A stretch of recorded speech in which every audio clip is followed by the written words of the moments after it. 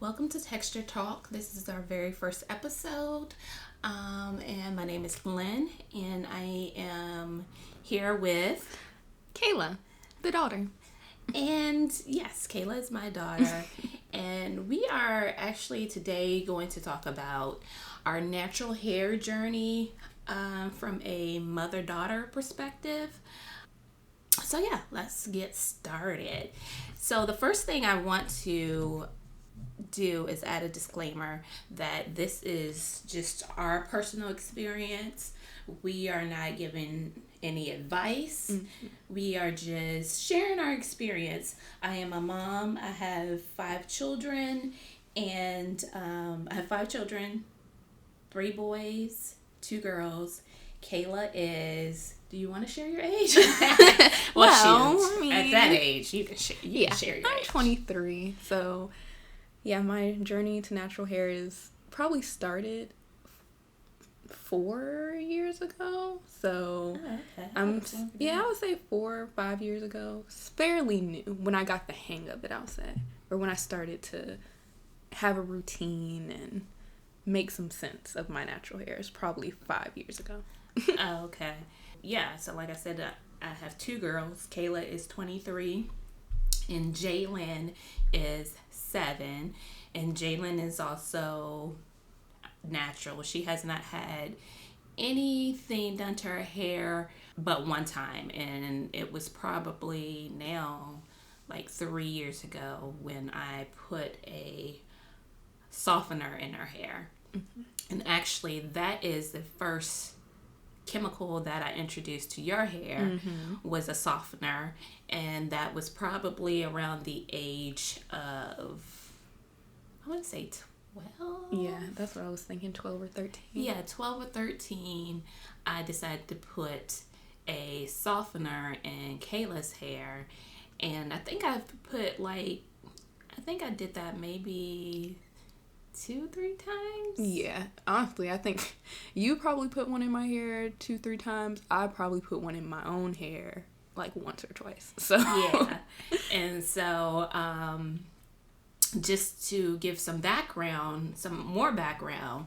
Now, my experience with dealing with hair, children's hair, goes back to, of course, with my mom.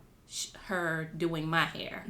And back then, of course, that was in the 30 something years ago. I'm not trying to get my age that too soon, but yeah, back then, of course, we did not have any resources like we have now. Now there's natural hair lines for children. Bloggers who even talk about hair. Yeah, and teach bloggers. There are, I don't even know. I would have to ask my mom, but I don't even know if like Just For Me and stuff was out then. It may have been. I ain't that old, but they probably didn't have as much of a line. Like it probably was just perms. And maybe I know that there probably was perms back then, but I don't know if it was like the children's line of perms, okay. Like Just For Me and, things like that. So, and I don't even remember, I can't really remember when my mom started putting perms in my hair. I do remember, number one, going through the straightening comb process. So I was one of them I am that older because we did use a straightening comb at one point, and then she did use perms. And so I was telling Kayla the other day that I have a very vivid memory of a time when my mom did not perm my hair, and I had these little, at the time I thought they were naps, which there is nothing wrong with naps. We're learning that now.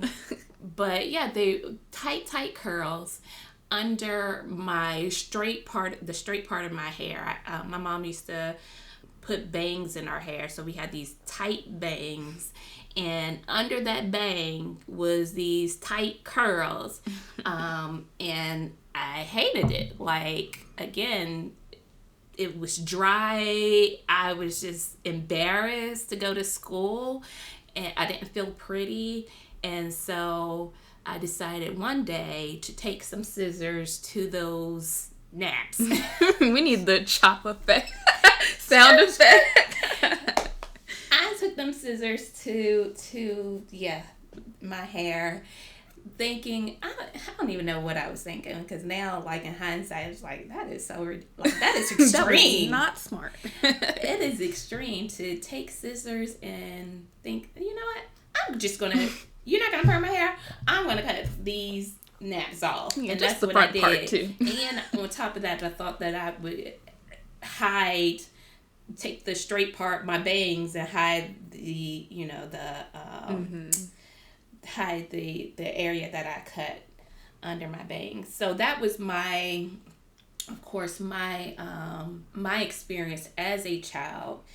Again, my mom, she straightened our hair with, the straightening iron, hot comb, and then we would just get perms. And so from that point on, I did perms all the way up until my adult years. So I think the last time that I've had a perm was, I know it's had to have been like 7 years now. Oh, wow. It's the last time I had a perm. Yeah. And so, and I don't regret it at all. And I don't regret, that experience, having perms. Mm-hmm. I do enjoy having my natural hair. It is work at times. Yes. It's work trying to find the right products to maintain. Mm-hmm. But as the years went by with me growing out that perm, it's like my hair just got healthier. It got so much better. Mm-hmm. But that, again, I want to say is my experience. Right. There is not a right way or wrong way to maintain your hair. And I do feel like it's definitely like that is the most important thing to learn about when you are dealing with your natural hair is what works for you. Mm-hmm. Because, when I started my journey, I was doing a lot of research on like how to deal with my hair, and I was watching other people deal with their hair and how, what products they use for their hair, thinking that it was going to automatically work for me because, it looks like we have the same type of hair, so this is going to work for me. Yeah.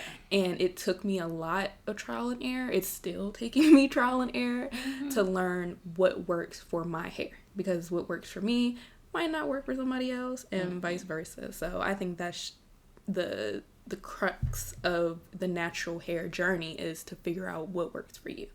So what was your early childhood memory of your hair? And I mean, how, like I shared that for me back then, I was embarrassed because I was walking around with hair that was not straight. And so I took those extreme measures. What was your experience? So I remember my signature hairstyle was my little puffball, brushing my hair up in the puffball.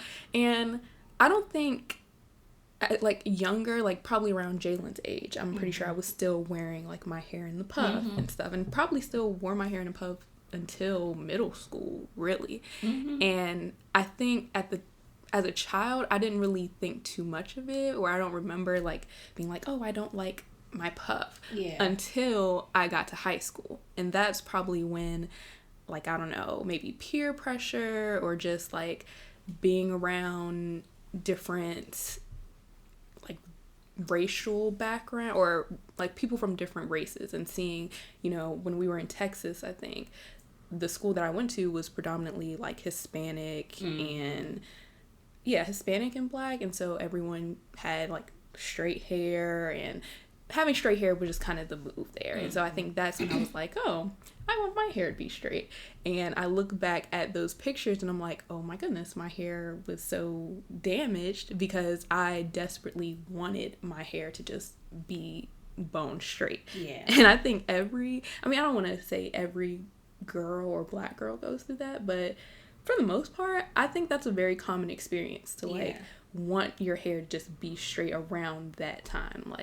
Middle school, high school is where, I didn't think having my natural hair was like cool. It was just being straight. And even like as a child, I do remember having straight hair like for special occasions, like maybe Easter. Grandma would bring out the hot comb and for our hair for those special occasions. But other than that, I didn't mind my puffball until I got to high school, and that's when, you know, I wanted to straighten. I'm pretty sure 13 or 12, 13 with the softeners, that's middle school. So it kind of all lines up. That was, and I can't remember what prompted me to do that. I can say, though, I never wanted to put a perm in your hair. And then I can't remember who has the line of of the softener.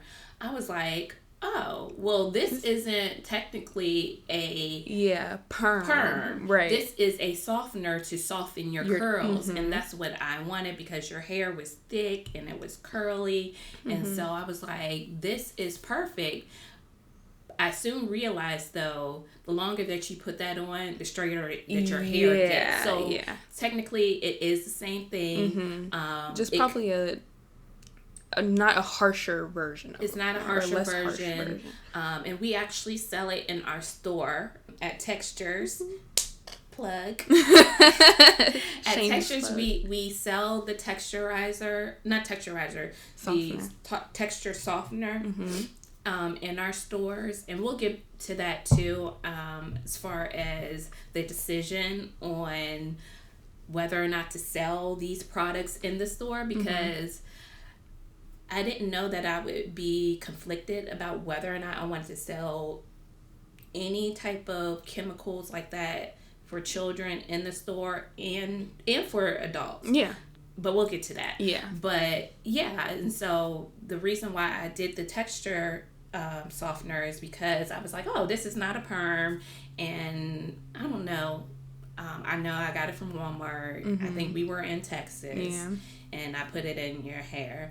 And like I said, I think I did it 2 or 3 times, and the first time, and it does really good at softening your curls. And as a matter of fact, I want to say that I have used it I think during that transition period, because before I decided to completely go natural, I had my hair cut short. And I love the short hair, but of course you go through those periods, especially in the back, where it's like, do I want to cut it some more, or do I want to let it grow? And me letting my hair grow out, of course, my hair is naturally curly. So it was like, but I want it to lay. And so you just... we just go through so much with our hair. It's so like much. So these are like life-changing decisions and stuff. And so I think I even used it at one point before I decided to completely go natural.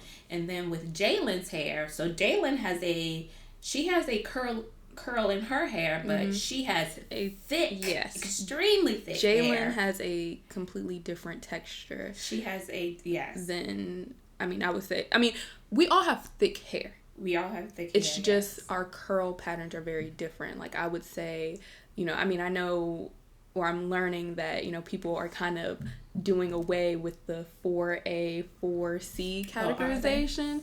That's what I've heard. I heard that people are kind of doing away with it. Anyway. Right. And because again, back in the day, we didn't know nothing about. And that's where it's coming from. It's like who categorized these hair types? And that is an interesting question. 4A, 4B, 4C. And like Miel, they have a line that we in the store we recommend a lot because it is multicultural. Like it works for a lot of different hair, but not necessarily. So on their bottle, the pomegranate and rosemary line, I think on their bottle it specifically says great for something. I don't know if it's all 4 type hair or 4A, just strictly for 4A, 4C. But we've recommended that plenty of times to women Caucasian women, Hispanic women. We've had a few Hispanic women come in and say they love that right. that brand, and it worked really well with their hair, but they didn't have four type hair. It's more, and so it's like, I don't know the thought process behind the branding of this is, strictly for this type of hair. But for us, given that advice, we recommend it to a lot of people who aren't African Americans, because we've had so much feedback from people who said that they really like that type of like the product line and stuff. So, and I think that goes back into like figuring out what works for you, because I can say that like in reverse, because I know I found out about Aussie, the Aussie conditioners and shampoo. We carry Aussie in our store. Yeah, and I don't think that they're marketed to people with 4 whatever type hair, but child, that conditioner is it's like good. So much slip, and I started using their shampoos, and I'm very like finicky about shampoos, because I know there are some shampoos that really strip your hair of like moisture and oils, but even their shampoo is pretty good. And it's shocking. We sell Aussie in the store. I found out about Aussie because I also use Aussie in a lot of cases, or most times I use Aussie. Since we opened the store, the beauty of having a beauty supply store is that I get to try. Well, Cornelius, he tries like the beard stuff and like the shea butters or whatever. But I get to try some of the products because, number one, I want to be able to recommend these things to our customers. But Aussie, I just happened to know about Aussie because at the time that I went to Target to get some shampoo and conditioner, and I'm natural, and you know that we, as naturals, you use so much conditioner and shampoo. That's like the first thing you run out of. So it's like expensive. It can get expensive and stuff. So Aussie has those big things of $6. Of big things of shampoo and conditioner. And so when I went to Target, I was looking at the black hair care products and stuff. I'm like trying to figure out which one I wanted to try. And then right behind, on the other side of the aisle, was like the just typical lower price point items. And I would say specifically, I think they are geared towards white women. I think that too. But because it was there with the other products that are specifically, well, not specifically, but usually white women use.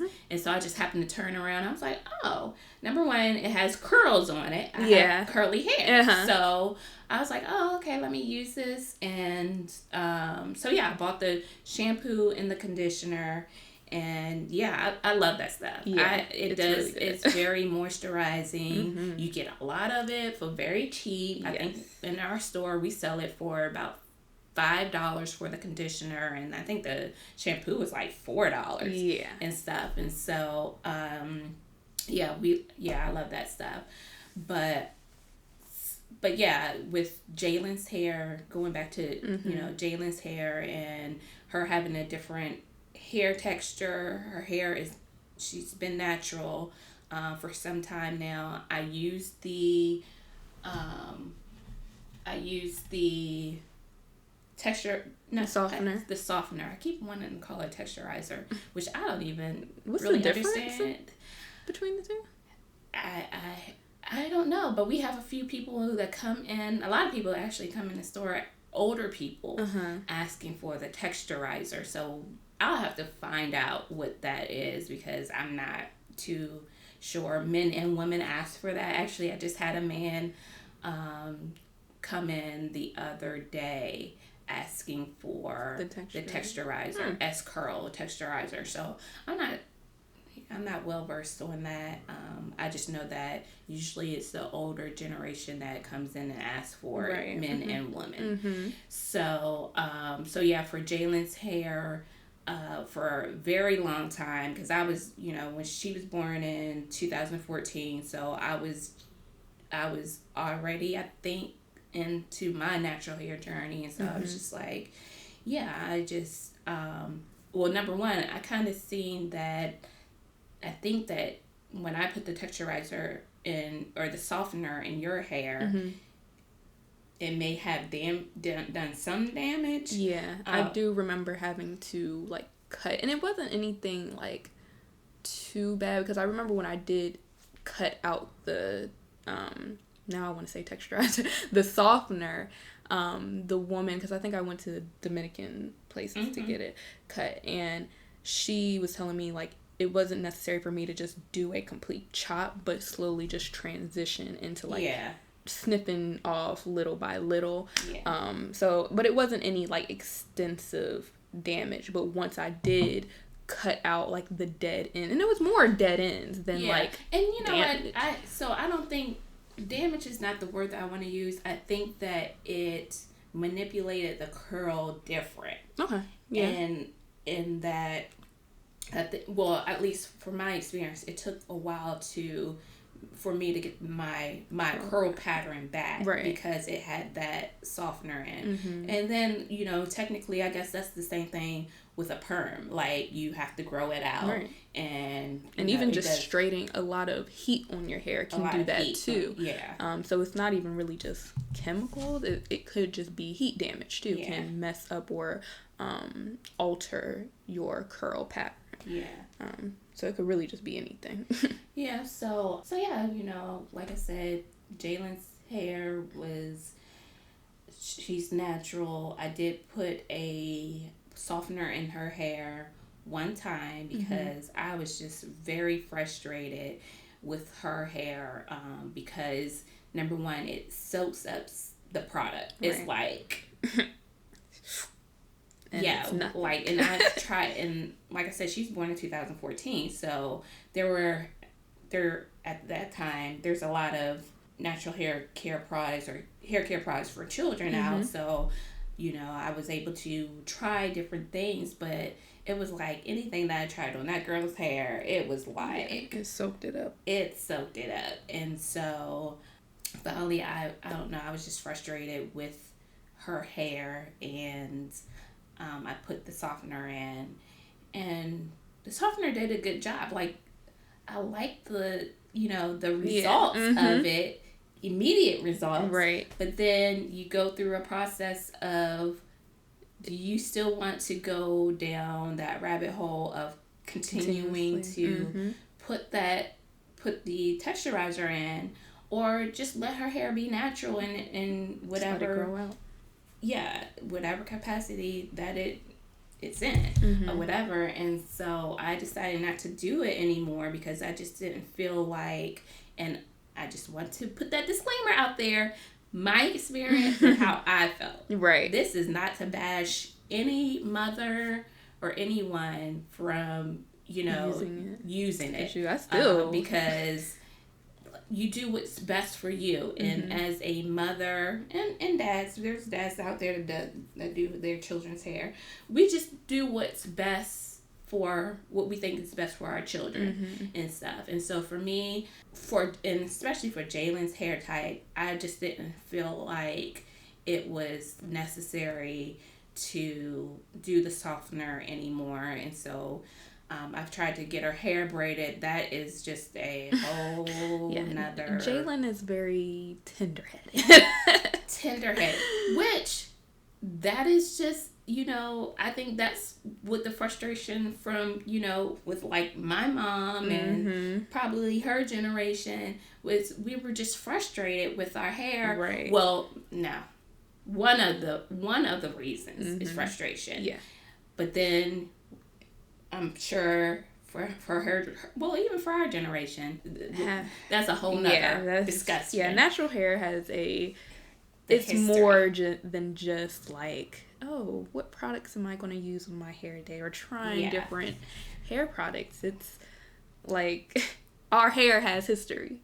Our hair has history, and even today, so I was reading a couple of articles in regards to the psychology of hair, and I was trying to find, just more information, just opinions about the psychology during childhood, because I think that that is how, for some people, how we're shaped to how we look at our hair. Yeah.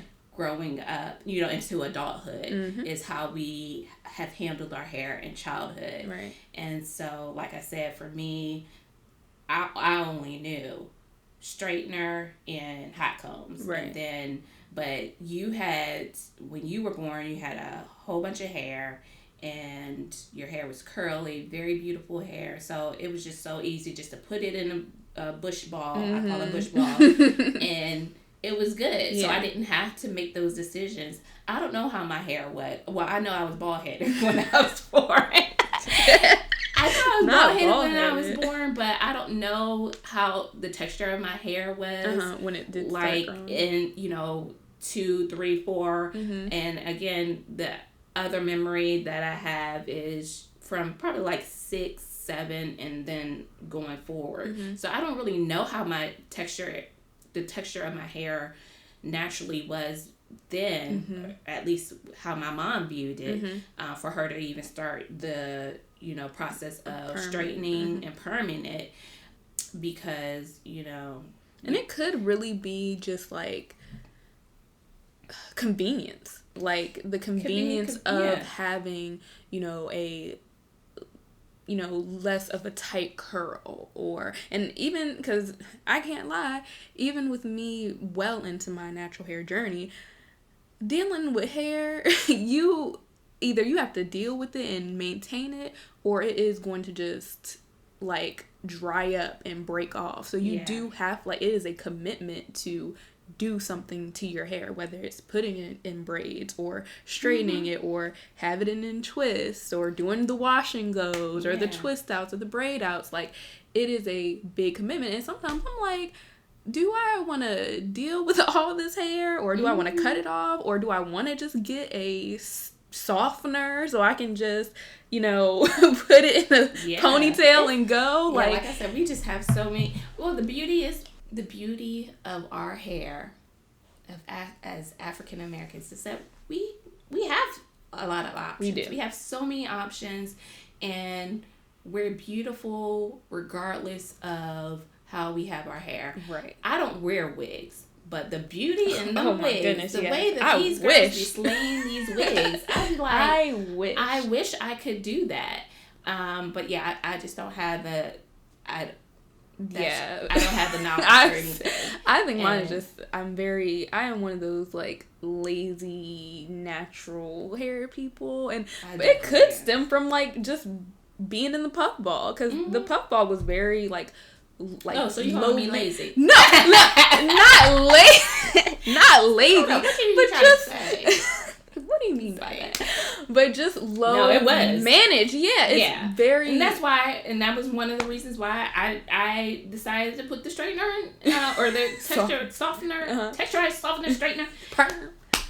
Why I decided to put it in Jalen's hair, because every day going, getting her ready for school, and it's like I can do her hair at night. She would wake up in the morning, and that thing.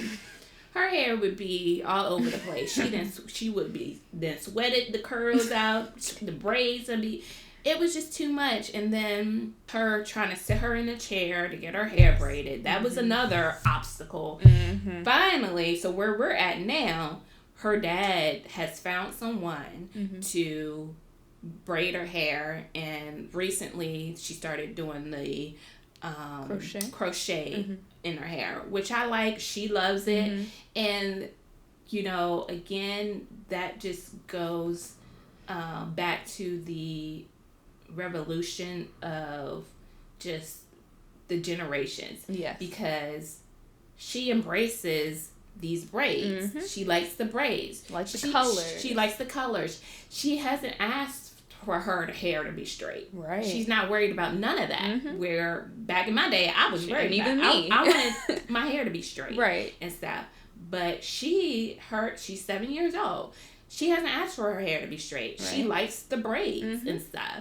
And so that just goes to show how we are slowly, and I'm saying slowly because we still have a long way to go to normalize texture Oh, yeah. and braids and dreads. Mm-hmm. Like literally, I think the military has just put out policy within the last year or two about allowing dreads and stuff, which is ridiculous. Yeah. Like you have to, like we're good enough to fight for our country, mm-hmm. but we have to have dreads is looked at as being unkempt. Yeah, or unprofessional. Because not even just in the military, just going to school. I was about to say, even going to school. Going to school, as a matter of fact, so this article, I think this article had talked about how, the different laws that have been passed. Right. And which is crazy. Like, laws need to be passed just to say you can wear dreads at school. Yeah. Like, even that is just ridiculous. So this article on OdellBeauty.com, they had an article that's called 6 Things Everyone Should Know About Black Hair History. Mm-hmm. And so they give 6 bullet points of just the history of black hair. Mm-hmm. And so there's 2 that I wanted to read. Number 3 was the hair texture and styling played an important role in the survival of enslaved Black people. Mm. And so the article or this entry starts with the description of texturism. The belief that certain hair patterns are better than others became widespread during the era of slavery. So mm-hmm. that's how far it goes back. Our hair has history. The texture of an enslaved person's hair could determine their value and working conditions, which in turn might impact their overall health, comfort, and chances of freedom. Mm. Eurocentric beauty standards dictated that coily hair and dark skin were unattractive and inferior. Quote unquote, good hair was characterized by straighter, more European features. Light-skinned, straighter-haired slaves were favored and selected for more desirable positions in the house. So many slaves would go to dangerous lengths to straighten their hair using hot butter knives or chemicals that burnt their skin. This damaging mentality of quote-unquote good hair mm-hmm. and quote-unquote bad hair has been passed down for generations, and it still influences many people's perception of natural black hair today. Mm. Braids also transformed into a tool of slaves looking to escape to freedom. Because drawing or writing directions was risky, they would cornrow their hair to map escape routes, braiding the plaits into patterns mm-hmm. that resembled roads to travel or avoid. Mm-hmm. Small bits of gold and seeds were hidden in braids to sustain them after their escape. Yeah. That is very powerful. Yeah. Like, again, these things go way back, farther than, it's during slavery. Yeah, and it's more than just like, how we're talking about it today is just like, oh yeah, we didn't like when our hair was straight. Yeah. But like, this is something that was a thing even in slavery, when it wasn't just, oh, I didn't like that my hair was straight. It's like, this was survival if my hair wasn't straight enough. So yeah. And then just going through, like, hearing that, it's almost like disgusting when you hear, not even just with dreads, but even just you having an afro at work is just like, oh, it's seen as unprofessional. And it's like, how dare you? This was getting people killed. And now we're in the 21st century and you're having to hear that, oh, if you're going into work with an afro or with dreads, you're like, it doesn't matter what your work ethic looks like. You're unprofessional. Yeah. and it's already tough for us taking hair and appearance aside, right, as African Americans, mm-hmm. to prove, like, we have to prove ourselves just to get a seat at the table. Mm-hmm. But then on top of that, we have these things that again, we're not protected. There's no laws against discrimination. There weren't any laws against discrimination of hair, which brings me to number 6 of this article, that discusses institutional bias against Black hair still exists today, of course, and will continue to exist if we don't push for change. And so the Perception Institute's 2016 Good Hair Study, which I gotta read that, suggests that a majority of people, regardless of race and gender, hold some bias towards women of color based on their hair. You can explore the results to take the hair bias test they developed here. And it says a 2020 Duke University study also found that Black women with natural hairstyles were perceived as less professional, less competent, and were less likely to be recommended for job interviews than candidates with straight hair, who were viewed as more polished, refined, and respectable. Many schools and workplaces across the country are still legally enforcing prejudice policies against Black hair, from landmark cases like that of Chastity Jones, whose job offer was withdrawn because she refused to cut her dreadlocks, to everyday incidents like Genesis Jones, whose high school penalized her for quote-unquote inappropriate afro. With the Crown Act, the first legislation in U.S. history to ban discrimination based on hairstyle and texture, now passed in several states and on its way to becoming a national law, we are on a hopeful path to more inclusivity, acceptance, and appreciation for all hair types. There's still a lot more work to be done, but growing diversity of representation in the media, our government, and the beauty industry is helping to squish racist stereotypes and start meaningful conversations, and that is something worth celebrating. So, yeah, and that's, one of the reasons why we started our podcast was to have these conversations. Like, we'll get into more of just embracing these different types of hair. We'll get into the discrimination of hair, and discrimination in general in the beauty, hair and beauty industry. We own a beauty supply store, so we'll discuss how that has been challenging as African Americans and stuff. But yeah, it's just like, I just can't believe that. Well, I can believe it, but it's unfortunate that that it's not surprising to me that, that study was done in 2020. Yeah. Like, and, shout out to the Crown Act, but it's like, it's like we have to always, it has to be some type of legislation to not be racist or discriminatory. Because really though, like, your hair can't look a certain way. Even though it's not straight, it's not right. Right. If you don't have, bouncy 2C hair, we have to question your worth somewhere. That sounds ridiculous. And I have to admit that I've been conditioned to be like, I'm about to go on this job interview. I can't have braids in my hair. Right. I have to have my hair a certain way because, like, literally, and it's just so crazy because I'm thinking about it now, but it's just been so embedded in me that it was never a second thought. Right. It was like, I applied for this job. They just called me for an interview. Let me make sure my hair is straight. And then once I get the job, then I will put my braids in and things like that.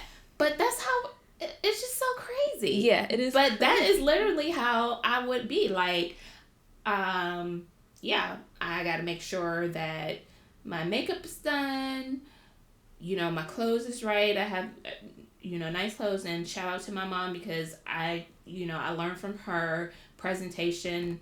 She always just was made up. She was always professional.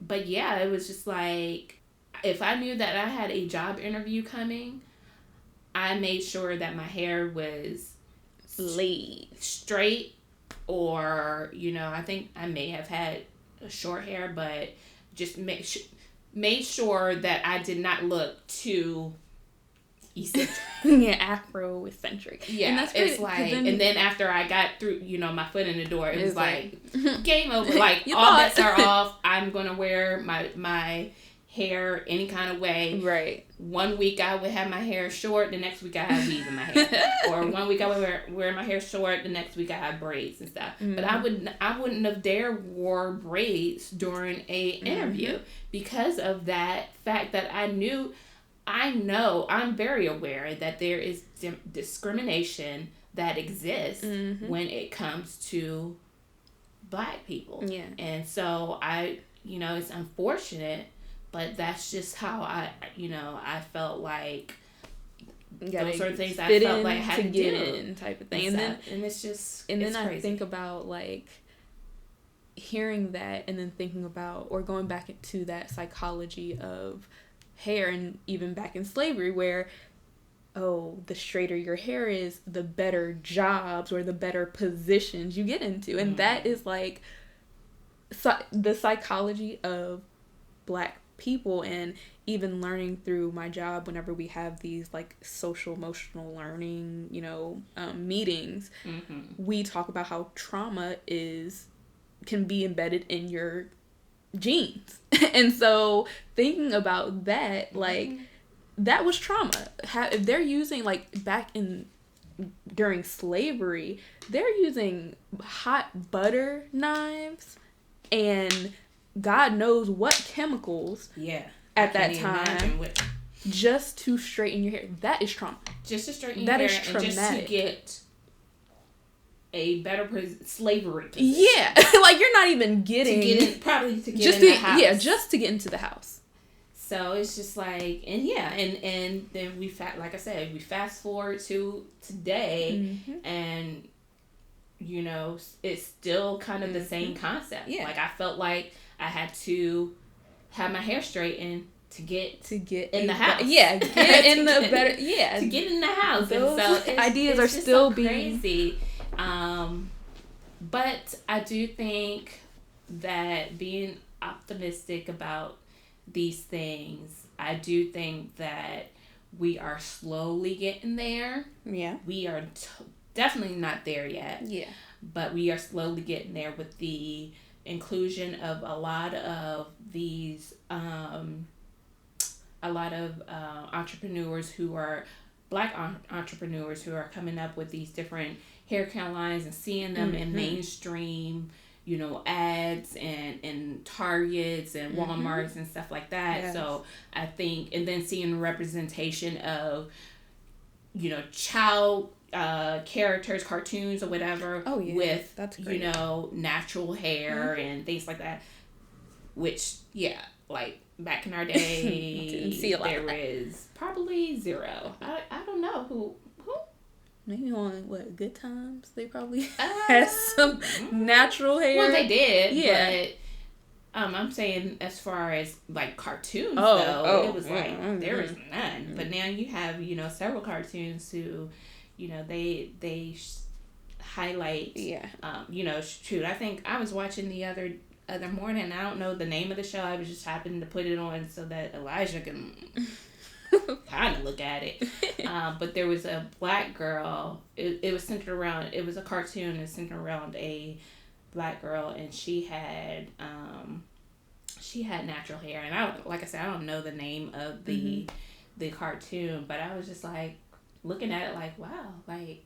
And she was like, it was her, her show, kind of like Dora, but different Black girl. Yeah, and so I was just like, just to see that, because we didn't see that growing up. Yeah, and so like I was saying earlier, with us owning a beauty supply store, I even went through a period of, and I can't even say it was a period, but I had to decide whether or not I wanted to have perms in the store. because number one, I felt that at this moment in time, a lot of people were embracing their natural hair, so perms weren't, and I think I even read it. So the beauty supply, there's a beauty supply owners group, Black beauty supply owners group on Facebook. And so there's a lot of different discussions or whatever. And so I think I even read, like, before we opened the store and started getting inventory, I read several people were saying that the sales of perms were going down. Okay. And so I was like, well, that was one of the reasons why initially we did not buy any perms, was because I had read from, other owners that the sales were down. And then my own personal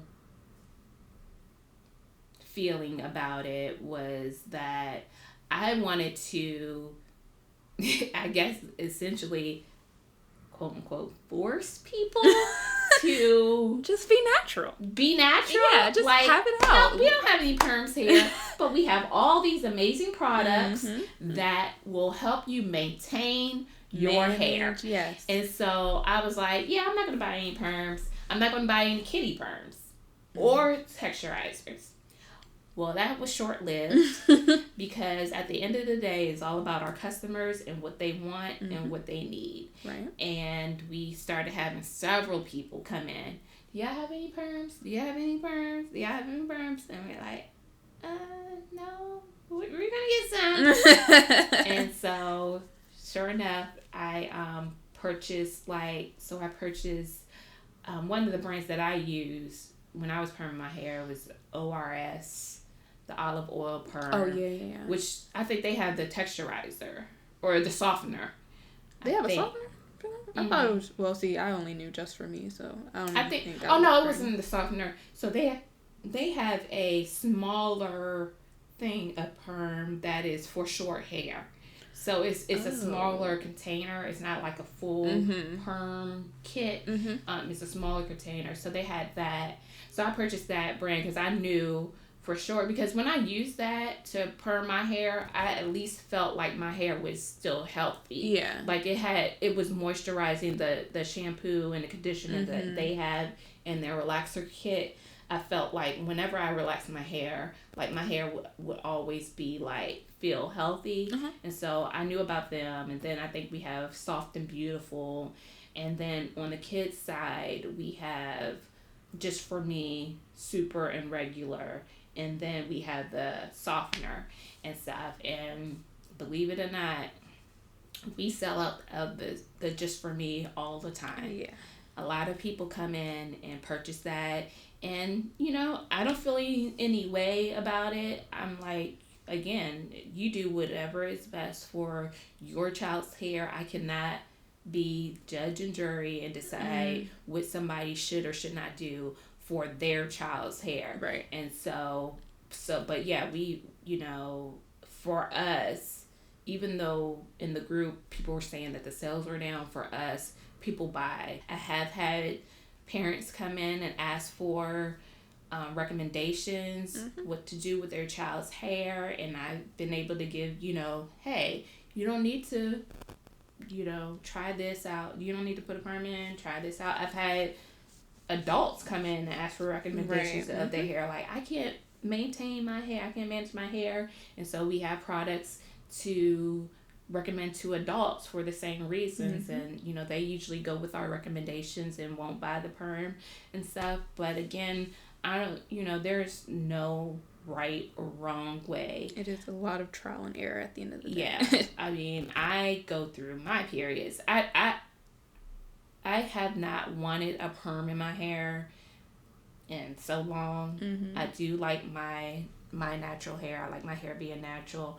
But it is still a process. It's still frustrating. So when I get frustrated with it, I go to the braids. And then, for my birthday, 3 weeks ago, the girl, she washed and she put a protein treatment in my hair. I did that yesterday. And So I did that yesterday. A protein treatment? Oh my goodness, what's the brand? But yeah, it was some protein treatment, and See, even stuff like that, I'm still like learning my way around, because I know there are days where, you know, I can tell my hair needs some type of like, whether it's a hot oil treatment or like just a deep conditioner. So it's like, yeah, I'm still learning my way around, like, okay, when do I need protein in my hair? Because I know that having too much protein in your hair can cause damage. So it's like too much of anything. Yeah, too much. Really. Everything just in moderation. My hairstyle right now, I twisted my hair, so my hair is in twist. Like, the winter months are probably the hardest for me when it comes to dealing with my natural hair, because I try not, even though I love, you know, the wash and goes and having my hair wet, it just does, with the weather being cold and then having wet hair, that's just not a good mix for me. Either my hair will dry out or it'll break off. So I usually just, like, I'll blow out my hair and put it in twist, or I'll do the braids, or I'll even like straighten my hair. And I recently had my hair straightened about 2-3 weeks ago, and then that's when I got my trim. But like I said, I don't think there is any right or wrong way. I do think that it's important for us to instill in our children at a very young age that regardless of how your hair is, whether you have no hair at all or a bunch of hair, whether it is thick, nappy, whatever, embrace it. Yeah. And I think it's just important because, you know, these children are the next generation that's coming up. They're going to be the next generation to you know, enforce these policies and, you know, just embracing our hair, you know. And I think that we can sometimes get caught up in, and it literally starts at birth. Like, is my baby gonna have hair? Yeah, good hair, quote unquote, good hair. Are they not gonna have hair? And we start that at a very young age, and it's like we need to stop putting these pressures on ourselves and on our children about what is good and what is not good hair and what is not good hair. So I guess this has been a very good conversation. Yeah, very enriching conversation. Very good conversation. So we are going to wrap it up. Our very first episode. Thank you, Kayla, for joining us. Oh, thank you, Mother, for inviting me. Yeah, this has been a very good conversation. And, you know, like I said before, I hope that our listeners get something out of it. At the very least, have that conversation with their children and report back to us like what their conversations were. And because I like to hear other people's, you know, their journey. Right. You know, we only know ours, and so I always like to hear other people's journeys and growing up and what their experiences are and stuff. And so, yeah, if you have your own journey and would like to share, please share it with us. And yeah, this has been good. Yeah. So we are wrapping up our very first episode of Texture Talk. We have to do a little clean. That was our mimosa. Empty glass. Empty mimosa glass thing. So yeah, until next time, we will talk to you all later. Bye.